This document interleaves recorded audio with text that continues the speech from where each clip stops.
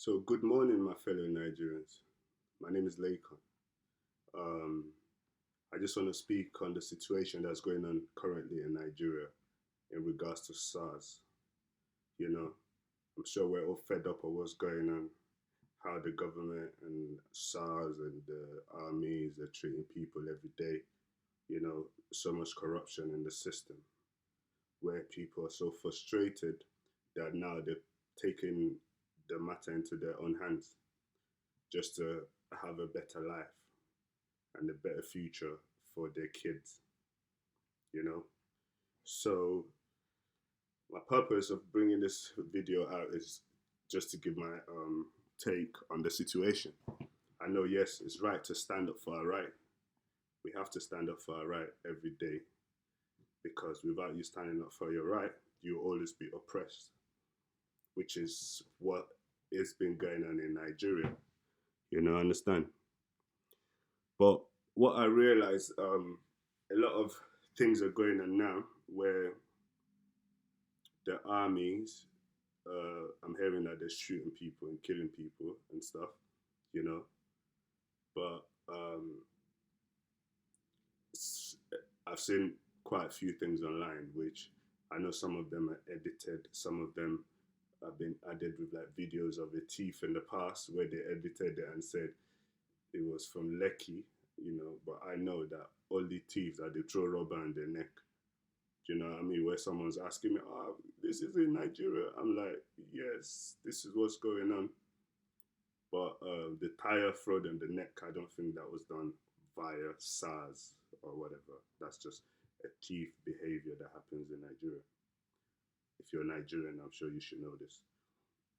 So I'm thinking about the situation now where everybody is so upset, crying, you know. Actually, let's talk about Tiwa Savage. Tiwa Savage, I'm quite impressed with what video I saw of her online saying Nigerians have to stand for themselves. That's a lady, a woman that's grown up abroad, which is seeing a better life or how the system is run over there, and going back to Nigeria and seeing the opposite of that and seeing how you can implement or how people should stand for the right. Before I like her music. She wasn't my greatest artist, but I like a couple of her songs that I'll put on replay. Because she does have a wonderful voice. So when I saw that video, I was quite shocked. I was quite impressed. So it gave me a more boost for Tiwa Savage. But one thing I didn't like is I'm seeing a lot of people coming to London, going into central London, screaming "End SARS," and this and that. I understand the frustration. The problem with SARS is in Nigeria, if that makes sense. The UK government is not going to come and help you in Nigeria. Does that make sense? Seeing Wizkid going to Westminster and screaming "End SARS" with put up in a G wagon screaming "End SARS," but SARS is in Nigeria. It should be in Nigeria. UK government don't give a fuck about "End SARS," if that makes sense. They got their own problem going on. If you guys are aware, we're in a pandemic at the moment. So all the cry for the foreign countries and asking for help is the wrong time, I would say, because right now, if it was down to Boris Johnson or whatever, it would tell everybody to stay in their yard, if that makes sense. So based on that, it's a bit difficult to for them to actually get involved in it. But the system that obviously we have in Nigeria is a bit fucked up based on the hierarchy, if that makes sense. This is the hierarchy that I've actually drawn out, yeah? We have the government, then we have the soldiers, army, SARS, and whatever, and the bottom people, which are the normal people, which they treat like shit. Yes, I shouldn't say that, but that is the truth. But looking at the graph, I looked at it like, okay, so the government gets the army and the police and the SARS to talk to the bottom people. and then the bottom people have to go through the armies and the police to talk to the government. But working all the way down is easy to get your words across, but going up, it's not working. The middleman doesn't get the words across. You know what I mean? But looking at the hierarchy, I thought to myself, instead of these people, armies and whatever, trying to um, treat their people like shit, why don't you all work together? Because if you look at the graph, you think, okay, army and the police and the armies are not getting paid, right? Police are not getting paid, right? None of them are getting paid, right?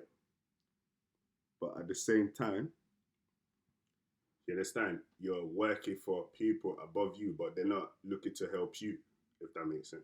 They're not helping you. You're not making much money. You're just causing more corruption into the system where people, you're doing bribery every day, the police and stuff, just to survive. So what if you guys actually work together and think to yourself that, oh, why don't we try and talk to the people above, work the other way around the hierarchy and get your words across? I think that would have been a better plan, to be honest. But obviously, that would not work because if it works that way, obviously, you know that obviously you're going to be getting more money. You can reform the whole system of Nigeria, where police are getting paid right, armies are getting paid right, the normal people are happy, the government are happy, you could push it that way. But if you have a system which is one direction, then obviously you're going to have a problem. The problem in Nigeria is not just SARS, there's more than SARS in Nigeria. That's just the tip of the iceberg of the problems that you have in Nigeria. You solving SARS is just a tip. Nigeria needs a reformation. We need to reform Nigeria. Do you know what I mean? If we could reform Nigeria, where the armies are getting paid right, police are getting paid right, there's no need for bribery. You know, I'm looking at the vision and I'm seeing Nigeria and thinking they're not thinking outside of the box. They're just thinking inside of the box. You're not seeing international movements. You're seeing your national movement. Does that make sense? You're fighting your own people where other countries are showing the power and the strength, uniting with their people and making a big impact in the rest of the world. But you are suppressing your people, suppressing your future, suppressing the future of your kids. Just for what? It's really sad, you know. We have countries fly, Pakistan, India, Russia, they're all flying to Mars, space because of science. They're seeing logic of what's going on, you know. But we don't see that. What we see is you suppress your people and that's it. It doesn't make no sense. So how do we fix this? You know, the problem I've noticed as well is that, yeah, you have people going to central London screaming, oh, show, ba, ba, ba, ba. You're fighting the devil. The government is the devil. You know what I mean? You have to face the devil in the eye. So in that situation, you going and screaming, oh, show, ba, ba, in central London, God forgive me, yeah. But right now, the Queen is not even leaving the house because of COVID. We're in the pandemic. Do you know what I mean? I was there for the Black Lives Matter in central London. I was there because I was touched by what happened to Floyd. You know, that's for a black man that was killed in America, you know. But obviously, the way that was staged on TV and the way it was seen, it looked really, really bad, you know. So that's why I say when it comes to documentation and data and camera, this is what needs to be happening in Nigeria.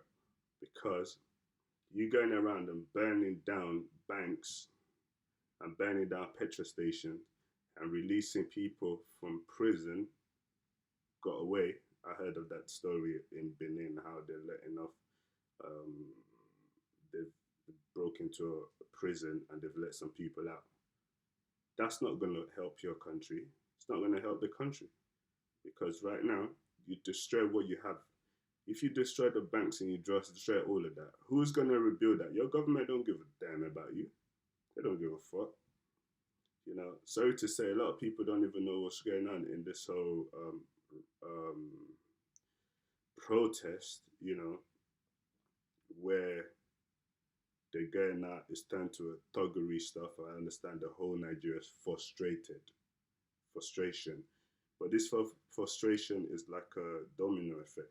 It came from first from COVID, then went to Black Lives Matter. Now we're in Nigeria and SARS. Black Lives Matter is not even solved. Now we're in SARS. You get me? Burning down our petrol station. Nigerian government don't go fuck. You know what I mean? They're gonna try and take control of power, and they're gonna try and stay there. You know what I mean? So I don't think any UK government is gonna come and help you. We're in a pandemic. We're at war at the moment. World War Three. I don't know. I'm just saying. But do you know what I mean? So no Nigerian government, no UK government or America, they have their own problems they're facing. We don't need UK and all these people, the same people that put you in slavery. Now you're calling them to come back and help you that they're not speaking. What do you think is going to happen? You know, but I have a 20 years plan, a reformation for Nigeria. I think this is how to get things done. And also, obviously, with the whole Buhari stuff, I'm hearing, Buhari is a bastard. Buhari, that fool Buhari. But you guys voted for Buhari. I remember when you voted for the guy. Everybody, you will kill your sister for Buhari. Buhari, oh God. Buhari is the man. Oh my God. Mr. Buhari. Now we're here now. Everyone's like, fuck Buhari, can you die from Buhari? This one. But this has always happened from years. This is the same thing that's always happened. It makes me look at someone like Jonathan as probably the best president I've seen in Nigeria so far, because then we were still complaining, saying, Buhari will come back and be better. You know what I mean? But it seemed like Jonathan was like Obama. Do you know what I mean? You have to do a 20 years reformation. We need to start chasing the same goals and stop being stuck in a little box and start thinking of what other countries are doing as a nation. Everyone's complaining about Putin. I don't know if he's a dictator or whatever, but all I know is that guy stands for his own people. If his own citizens anywhere and is in danger, that guy would ride. But you don't have a government like that. They don't really give a fuck. They just stick into the little box. They're not trying to challenge and compete against the world. That's the problem. Our leaders are not competing against the world. They're competing and suppressing their own people and killing their own people, where the rest of the world are making moves, creating science, creating jobs, economy is moving. So it's a bit mad still. But yeah, so that's what I would say. You know what I mean? Buhari, everybody's cussing Buhari. I don't really have. The guy was an old man. I don't know how old he was, 70 something, when you got the guy in. Did you not think about it that, maybe this guy might be a bit too old for the job? Knowing Nigerian weather. You know what I mean? The guy's always been into politics, so I don't blame the guy making a decision. It's just a man trying to survive. But at the same time, the government that we have and the system that we have is fucked up. It needs to be reformed. Yeah? Reformation comes, we don't need any president that's older than 50 for the next 20 years. 20 years reformation. We don't need any president that is older than 50. And what we ask for also is this president, whoever it is, for the next 20 years, yeah, it needs to be giving us a weekly briefing of what's going on. We have about 180 million people in Nigeria, if I'm correct, or roughly. You know what I mean? Segmentation. And I want to be going to all these countries and be like towns and cities and be seeing beautiful landmarks where things are, the economy is booming. We're making mission, trying to evolve in technology and science. We need electricity because without electricity, our power, our energy is taken. It's suppression. The brain needs an external hard drive. But if you do not have that, you are limited because you do not have the tools. So many things that needs to be reformed in Nigeria. We need all the rich people to come out together. If we need to reform our educational system where it's not so difficult for children to go to school because the children are the future. But how do you create a system that can benefit the poor? Do you know what I mean? We need to come together as a country. I know Nigerian people listen if you have a good leader. But if you don't have a good leader, nobody's going to listen. Everybody's going to suppress. You guys, Nigerians are really good people. They're quite chill people, I think. You make them happy, they're happy. You make a decision, you know, and my solution to what's currently going on is not by burning down the banks and stuff. I think if you go to Aso Rock or whatever, stay outside the place, however big the place is, turn the place, make the place look like Ajegunle. Don't let the government go out. Let them hear you through that, but not by burning the banks and burning the bridges. Because when you burn the banks and burn all the stuff, that economy is going to crash. You're burning your stuff. The government's not going to rebuild that. No tourist wants to go to Nigeria right now with what they're seeing on TV. Do you know what I mean? The economy, the thing is just getting worse and worse by the way I look at it. You know, everyone's waiting for England or something. Nobody's coming to help you. Nobody. We're in a pandemic. Wake up to reality. Do you know what I mean? And obviously, whoever, after this weekly briefing, after 3 months that we do not see our president, he needs to be discharged from the job. You know, dismissed. That's the right word. You know what I mean? We need to rebuild Nigeria as a nation. We need to invest in science, technology, you know, solar panels, you know, compete with the rest of the world, not just focus on your own people and suppress your own people. Let the armies and the people work together and work so that the government will listen to them so everybody gets paid. But if the army, you're getting chicken change, it's not like you're going to be the president of Nigeria one day. If you get better pay and better system, you're all happy. You don't need to treat your people like shit. You know, it's a lot that goes into this, but 20 years reform, no president over 50, 1 week leave brief. If we don't hear from you after 3 months, dismissed. We need a president, we need a government that listens to its people. A government that when the people speak as the back root, they would listen and work together as a system, a brain system. We need to build a future of our kids. All the thugs, a lot of thugs out there going around doing the rioting in the late nights and stuff, you know. That a lot of people don't even know what's going on, but I know they know that they're hungry and there's no food. You know, we need to start thinking outside of the box as a country, as a nation. Because I know Nigeria is a very powerful country without corrupted leaders. This puts a shame to us around the Western world.